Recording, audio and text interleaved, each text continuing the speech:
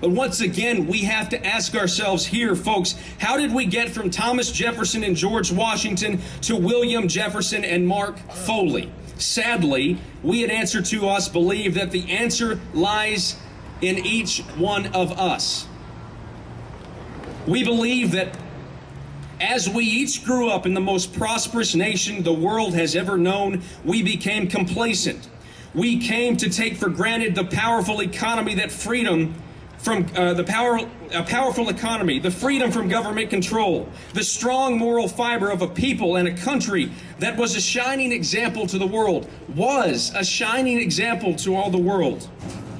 We turned our backs on the very political system that our founding fathers fought and died for. We allowed vast sums of money to purchase sound bites and TV spots to influence us to vote for the attractive candidates with the catchiest ads. Never mind sending the best and brightest among us to Washington.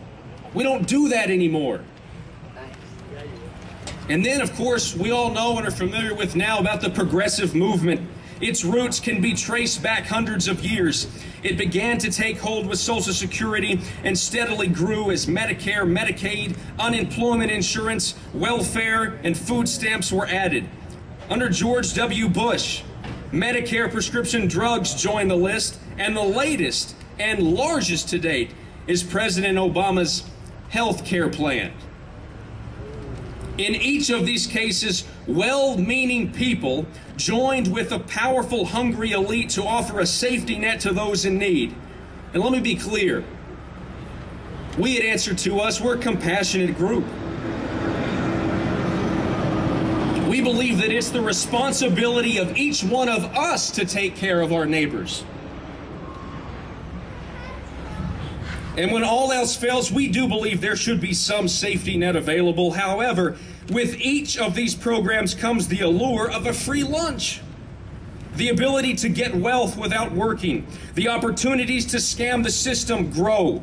Personal responsibility gets less and less. The system begins to drag down. The American spirit and the work ethic that won 2 world wars and put men on the moon starts to diminish. So we challenge today. We challenge those who champion these programs to show us one example of success. Oh, and they might point to Social Security as their best hope. However, when Social Security was first implemented, there were 159 people paying into the system for every 1 person drawing benefits. In 2010, there were only 3 people working for every person drawing benefits. It's a system that cannot stand. Once again, the tipping point looms, ladies and gentlemen. Well, what about Medicare? Surely they would claim it as a success, because during the Reagan years, Congress passed a plan to fix Social Security and Medicare for all time, and a huge tax increase was implemented to save the money in a lockbox. But Congress, they promptly went on a 20-year spending spree. And the Medicare system will be officially bankrupt next year. And the lockbox is full of IOUs. It's totally empty. These programs, I'm sure we all know here, I feel like I'm preaching to the choir, but these programs have led to an entitlement mentality in America, which threatens our standing in the world. We at Answer to Us believe that many people, they are well-intentioned when they support these programs. However, we also believe that there is a group of people who use these programs to buy votes. In 2009, the lower 40% of wage earners in America paid no federal income tax at all. None. Shameless political candidates run on platforms of income redistribution, knowing that all they need is 10% of well-meaning Americans to join the 40% who pay no taxes, and then they gain political power. They discourage ambition. They give excuses not to succeed. They're not concerned with the damage they do, only with their political fortunes.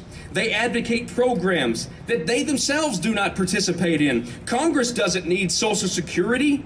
Congress doesn't need Medicare or the Obama health care plan. They have their own plans. that reward them richly. I'm going to say this, and it's going to sound funny. But it's time we made a change.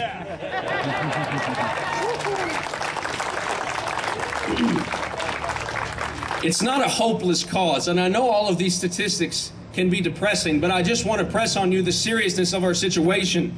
It's not a hopeless cause. Well-meaning Americans voted for President Obama precisely because he promised change. Unfortunately, the change he brought is not the America we know. His vision, and the vision of the far left in America, is not the vision that the majority of Americans hold. We must understand that the government is not the answer to our problems, and we must encourage self-reliance. Gallup recently released a poll showing that 70% of Americans have a conservative and traditional view of America. And we have allowed a small minority, backed by huge sums of money, to take over our political process, and it's time we took it back. Yeah.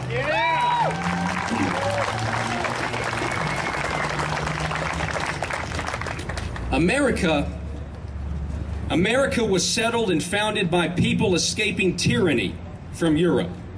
Our ancestors were hardy people who were self-reliant and transformed this country into the greatest power on earth. And I want you to know today that their spirit lives on in every single American. And it's time that each of us do our part, and we at Answer to Us have a few suggestions. Number one, educate yourselves. Thomas Jefferson said an enlightened citizenry is indispensable for the proper functioning of a republic.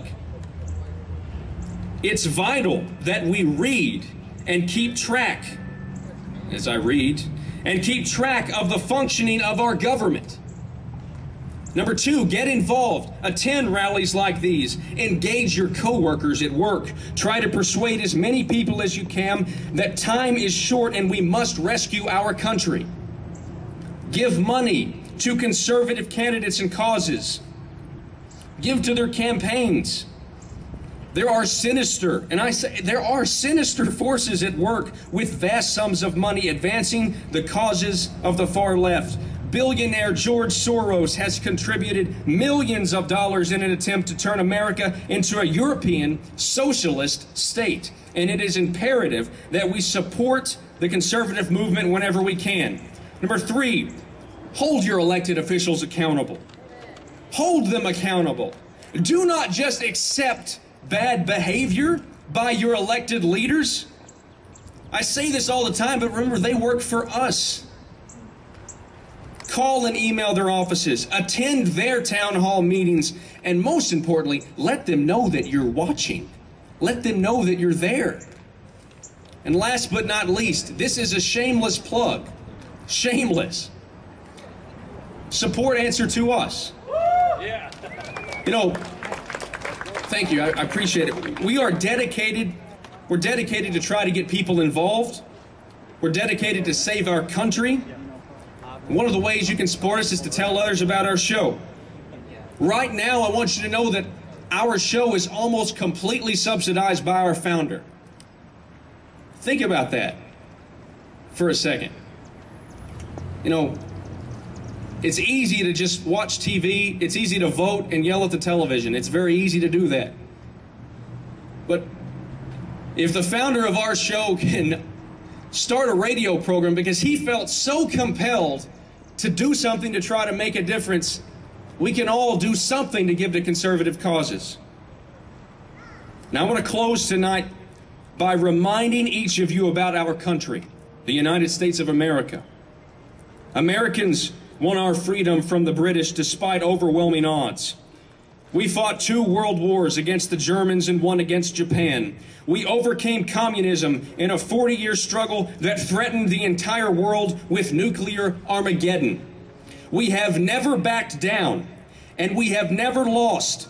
And it's time that we remembered our roots. It's time that we remembered our heritage. It's time that we studied our Constitution. It's time that we marveled at the Bill of Rights. It's time that we remembered the nearly 3 million Americans who have fought and died for our country. It's time that we remembered that it was Americans who built the Panama Canal, it was Americans who invented electricity, and Americans who put the first man on the moon, and it's time that we reclaimed our country. Thank you all so much for coming. God bless America.